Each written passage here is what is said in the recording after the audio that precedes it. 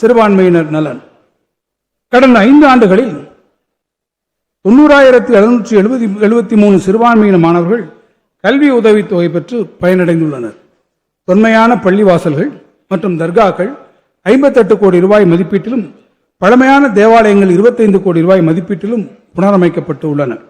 இந்த இடைக்கால வரவு செலவு திட்ட மதிப்பீடுகளில் சிறுபான்மையின மாணவர்கள் கல்வி உதவித்தொகை வழங்குவதற்காக 16 கோடி ரூபாயும், தேவாலயங்கள் மற்றும் பள்ளிவாசலின் புனரமைப்புக்காக 20 கோடி ரூபாயும் ஒதுக்கீடு செய்யப்பட்டுள்ளன.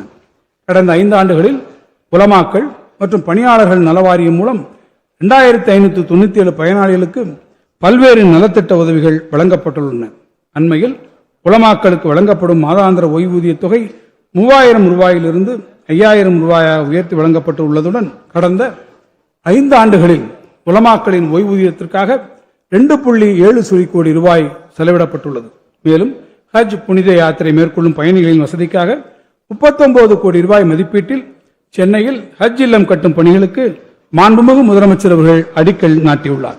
இந்த இடைக்கால வரவு செலவு திட்ட மதிப்பீடுகளில் பிற்படுத்தப்பட்டோர், மிகவும் பிற்படுத்தப்பட்டோர் மற்றும் சிறுபான்மையினர் நலத்துறைக்கு 1634 கோடி ரூபாய் ஒதுக்கீடு செய்யப்பட்டுள்ளது. இந்து சமய அறநிலையத்துறை கடந்த